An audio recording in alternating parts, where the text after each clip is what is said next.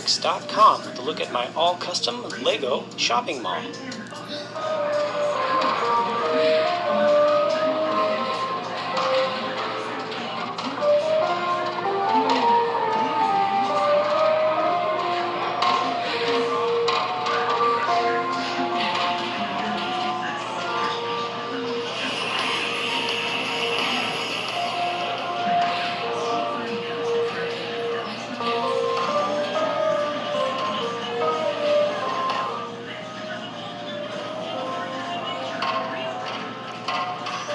This freehand build covers two 48 by 48 base plates and uses an estimated 10,000 I have to be like that too. From the outside, Yeah, you but can see a it number broke. of store display windows, and along the street level, there's a whole lot of random signage. Those are mostly advertisements for shops inside the mall.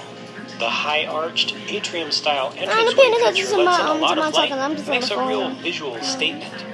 The roofline is textured around the edges, and up top, two HVAC units with full ducting work to keep mall patrons comfortable year-round. The star of the show on the roof, though, is this nearly full-length skylight feature. There are 200 clear bricks on the sides, and over 120 clear garage panels on top. Best of all, the whole thing comes off as just one big assembly. Same thing goes for that atrium-style entranceway feature. The remainder of the roof structure comes off in make that two pieces. That exposes the full second floor of the mall. But before I took off everything, I sent in the mini Jang cam to get some minifig eye views inside the mall.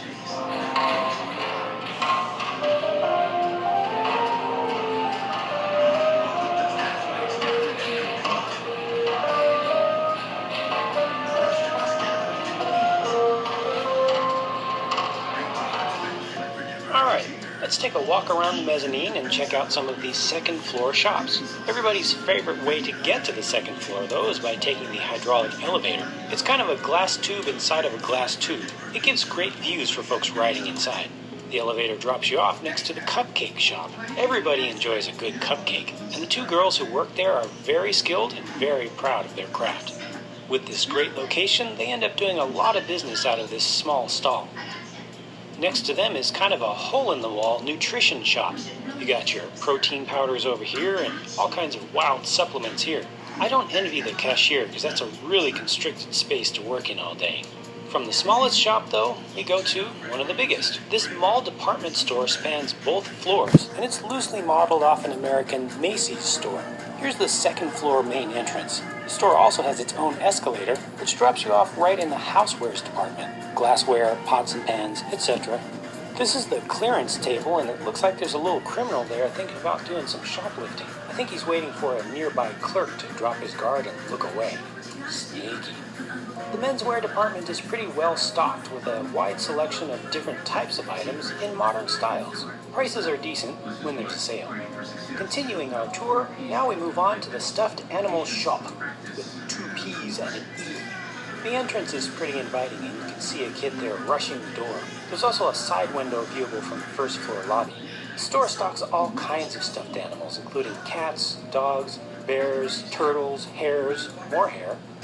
They also have a fully stocked accessory station that lets you customize your new friend. There's barely enough space for the checkout register, though, next to that huge stuffed pony. I think the gold brick represents how much you'd have to pay to buy the pony.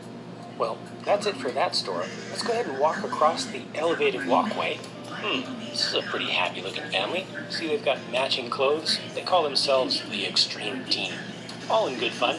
This store here is called Things and Things. They sell all kinds of shiny stuff and specialize in antique replicas. Nothing real here, but it is the most eclectic collection of items you'll find in the city.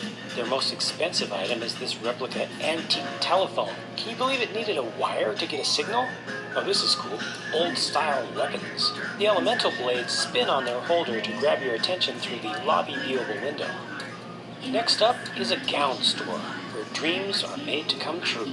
They do private fittings by appointment. The store displays 6 different Lego Friends and Disney Princesses full-length gowns, and there's a rack of extras next to the mirror. Don't need to worry about a dressing room, because Lego minifigs just pop off their head and limbs onto whatever clothes they want to wear. Now let's move over to the action figure store. This place specializes in the big 12-inch scale figures.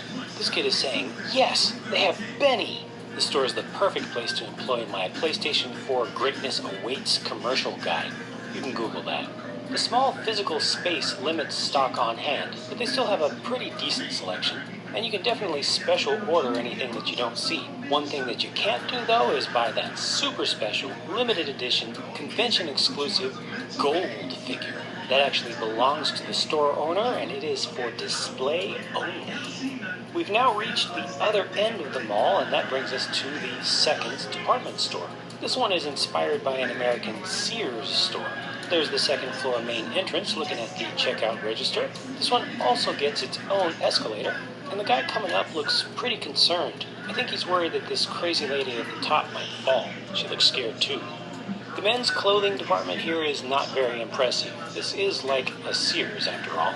They do sell some decent work clothes, but most of the styles are very dated, and the colors aren't so exciting.